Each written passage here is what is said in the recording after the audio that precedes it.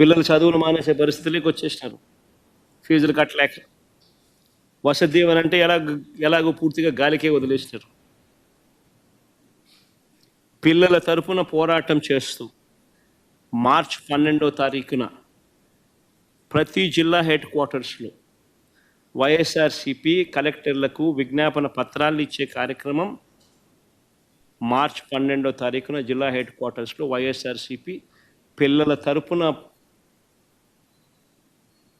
విద్యా దీవెన, వసతి దీవెన కొరకు పిల్లల తరపున, పిల్లల తల్లిదండ్రుల తరపున వాళ్ళందరితో కలిసి ఈ కార్యక్రమం చేస్తుంది జిల్లా హెడ్ క్వార్టర్స్లో 12వ తారీఖున.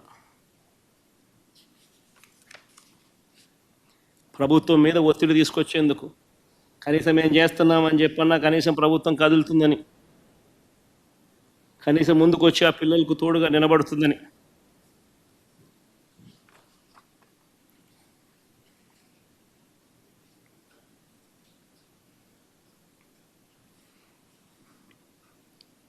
వైద్య రంగం తీసుకున్న అదే పరిస్థితి, పూర్తిగా వ్యవస్థను నిర్వీర్యం చేసిన పరిస్థితి కనిపిస్తూ ఉండదు. పేదవాడికి, మధ్యతరగతి వాడికి ఒక ఆసరాగా నిలబడింది వైఎస్ఆర్సిపి ప్రభుత్వం. అప్పట్లో వైద్యం కోసం ఏ ఒక్కరూ కూడా అప్పుల పాలయ్యే పరిస్థితి రాకూడదు అని వైఎస్ఆర్సిపి ప్రభుత్వం తప్పించింది. ఎప్పుడు చూడని విధంగా గ్రామాలలో విలేజ్ క్లినిక్స్, ఎప్పుడు చూడని విధంగా గ్రామాలలో ఫ్యామిలీ డాక్టర్ కాన్సెప్ట్, ఎప్పుడు చూడని విధంగా కొత్త 104, 108 వాహనాలు, ఎప్పుడు చూడని విధంగా హాస్పిటల్లో నాడు నేడు కార్యక్రమాలు, ఎప్పుడు చూడని విధంగా 17 కొత్త మెడికల్ కాలేజీలు, ఎప్పుడు చూడని విధంగా ఆరోగ్యశ్రీ ప్రొసీజర్స్ను 1050 నుంచి 3300 ప్రొసీజర్లకు ఆరోగ్యశ్రీని పెంచడం, ఎప్పుడు చూడని విధంగా 25 లక్షల దాకా పేదలకు, ఈ మధ్యతరగతి వర్గాలకు ఉచితంగా ఆరోగ్యశ్రీ, ఎప్పుడు చూడని విధంగా ఆపరేషన్ అయిపోయిన తర్వాత ఆ పేదవాడికి రెస్ట్ పీరియడ్లో కూడా ఆ పేదవాడికి తోడుగా ఉంటూ వైఎస్ఆర్ ఆరోగ్య ఆసరా. ఈరోజు ఈ పథకాలన్నీ కూడా మొత్తం ధ్వంసం. 25 లక్షలు ఉండే ఆరోగ్యశ్రీని 2.5 లక్షలకు తగ్గిస్తున్నారు.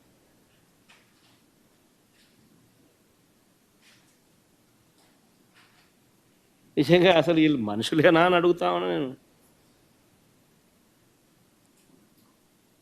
గవర్నమెంట్ హాస్పిటళ్ళల్లో 0 వేకెన్సీ పాలసీలో మా ప్రభుత్వ హయాంలో నేషనల్ ఫిగర్స్ చూసుకుంటే నేషన్ వైడ్ స్పెషలిస్ట్ డాక్టర్ల కొరత గవర్నమెంట్ హాస్పిటల్లో ఎంతమంది ఉన్నారని చెప్పి నేషన్ వైజ్ నెంబర్ తీసుకుంటే 61% ఉంటే మన రాష్ట్రంలో 4% వైఎస్ఆర్సిపి హయాంలో. 0 వేకెన్సీ పాలసీ పెట్టి ఆ మాదిరిగా రిక్రూట్ చేసి ఆ మాదిరిగా పేదవాడికి తోడుగా ఉన్న పరిస్థితుల నుంచి గవర్నమెంట్ హాస్పిటల్లో WHO GMP ప్రమాణాలు గల మందులు మాత్రమే అందుబాటులో ఉండేట్టుగా చర్యలు తీసుకున్న పరిస్థితి నుంచి ఈరోజు వ్యవస్థలన్నీ కూడా ధ్వంసమైపోయిన పరిస్థితులు కనిపిస్తూ ఉన్నాయి. వ్యవసాయము అంతే నాశనం చేసిన పరిస్థితులు కనిపిస్తూ ఉన్నాయి. విత్తనం నుంచి పంట పండిన తర్వాత రైతు అమ్ముకునే పరిస్థితి వరకు ప్రతి అడుగులోనూ రైతుని చేయి పట్టుకొని నడిపించిన ప్రభుత్వం వైఎస్ఆర్సిపి. రైతులకు సంబంధించి 0 వడ్డీ పంట రుణాలు ధ్వంసం, రైతులకు సంబంధించి ఉచిత పంటల బీమా ధ్వంసం, సీజన్ ముగిసేలోగానే రైతులకు ఇన్పుట్ సబ్సిడీ ఇచ్చే కార్యక్రమం ధ్వంసం, గ్రామంలోనే రైతుని చేయి పట్టుకొని నడిపించే ఆర్బీకే వ్యవస్థ నిర్వీర్యం, ఈ క్రాప్ వ్యవస్థ నిర్వీర్యం, దళారీలు లేకుండా ఆర్బీకేలే పంటలు కొనుగోలు చేసే గొప్ప కార్యక్రమం నిర్వీర్యం, ధ్వంసం. ఆర్బీకేల ద్వారా నాణ్యమైన విత్తనాలు, నాణ్యమైన పురుగుల మందులు, నాణ్యమైన ఎరువులు ఆర్బీకేల ద్వారా రైతులకు గ్రామంలోనే అందుబాటులో ఉండే కార్యక్రమం ఈరోజు ధ్వంసం, నిర్వీర్యం. పాల వెలువ కార్యక్రమం ద్వారా మార్కెట్లో కాంపిటీషన్ క్రియేట్ చేసి సహకార రంగంలో ఎప్పుడూ చూడని విప్లవాత్మక మార్పులు తీసుకొస్తూ అమూల్ లాంటి సంస్థను ఆంధ్ర రాష్ట్రానికి తీసుకొచ్చి సహకార రంగంలో ఒక విప్లవం తీసుకొని వచ్చి ఏకంగా అమూల్ రావడంతో డైరీలో ఒక కాంపిటీషన్ క్రియేట్ అయ్యి పాల రేట్లు 7 సార్లు పెరిగాయి. అమూల్ రాకతో ఏకంగా గేదె పాలు 18 రూపాయల 29 పైసలు పెరిగింది. ఆవు పాలు ఏకంగా 9 రూపాయల 49 పైసలు పెరిగింది. ఆ పరిస్థితి నుంచి ఈరోజు చంద్రబాబు నాయుడు వచ్చిన తర్వాత అమూల్ను ఒక పద్ధతి ప్రకారం లేకుండా చేస్తూ ఉన్నారు. హెరిటేజ్ లాభాల కోసం రైతులను పాలు పోస్తూ ఉన్న ఆ రైతులను పూర్తిగా వాళ్ళ బతుకులు చిన్నాభిన్నం చేస్తూ ఉన్నాడు చంద్రబాబు. మిర్చి రైతుల విషయంలో కూడా ఎప్పుడు చూడని మోసాలు చూస్తూ ఉన్నాం. మిర్చి రైతుల విషయంలో గారెడీలు మోసాలే కనిపిస్తూ ఉన్నాయి. ఒక్క రైతు నుంచి కూడా 40 రోజుల నుంచి మీరు అంతా చూస్తున్నారు. 40 రోజుల నుంచి మన కళ్ళ ఎదుటే కనిపిస్తూ ఉంది మిర్చి రైతుల అవస్థలు. మిర్చి రైతులు పంట అమ్ముకోలేని పరిస్థితి, గిట్టుబాటు ధరలు లేక రైతులు అవస్థలు పడుతూ ఉన్న పరిస్థితి మన కళ్ళ ఎదుటే కనిపిస్తూ ఉంది. 40 రోజుల నుంచి పరిస్థితి జరుగుతూ ఉన్నా కూడా ఇంతవరకు ఒక్క రైతు నుంచి కనీసం 1 కేజీ మిర్చి కూడా చంద్రబాబు నాయుడు ఇంతవరకు కొనుగోలు చేయలే. కొనుగోలు చేయకపోగా ఏమంటాడు అసెంబ్లీలో?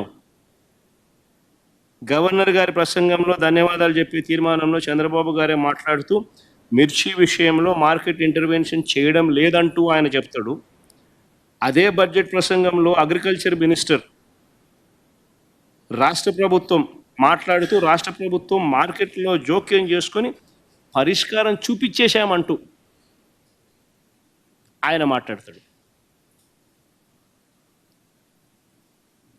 ఎవడికి పరిష్కారం చూపించాడు? ఎవడి దగ్గర కొనుగోలు చేశారు? పరిష్కారం చూపించేశామంటూ కొనుగోలు చేశామనంటూ ఏకంగా అగ్రికల్చర్ మినిస్టర్ ఏకంగా అసెంబ్లీలో ప్రస్తావిస్తాడు. బడ్జెట్లో చూస్తే ధరల స్థిరీకరణ నిధి కింద 300 కోట్లు కేటాయించారు. 300 కోట్లు ప్రతిపాదించారు. నేను అడుగుతా ఉన్నా, అదే వైఎస్ఆర్సీపీ హయాంలో మా ప్రభుత్వంలో ఏకంగా 3,000 కోట్ల రూపాయల ధరల స్థిరీకరణ నిధి కేటాయించి ఏకంగా వరి కాక ధాన్యం కాక 7,800 కోట్ల రూపాయలు ఖర్చు చేసి ఇతర పంటలు కొనుగోలు చేసి రైతులకు తోడుగా ఉన్నాం. పెద్ద పెద్ద పోస్టర్లు ఆర్బీకేలో పెట్టేవాళ్ళం. సీఎం యాప్ అని continuous monitoring of agricultural price and produce అని ఆర్బీకేల ద్వారా జరిగేది.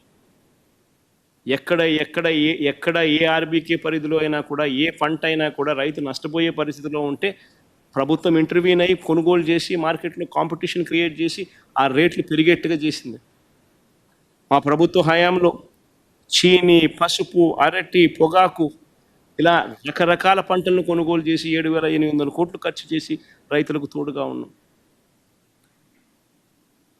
ధాన్యం కొనుగోలుకు మరో 65,000 కోట్ల రూపాయలు ఖర్చు చేసాం. అదొక రికార్డు. ధాన్యం కొనుగోలుకు 65,000 కోట్ల రూపాయలు ఖర్చు చేసిన పరిస్థితి. ఈరోజు చంద్రబాబు నాయుడు అధికారంలోకి వచ్చిన ఈ 10 నెలల కాలంలోనే మొన్ననే చూసాం ధాన్యం కొనుగోలు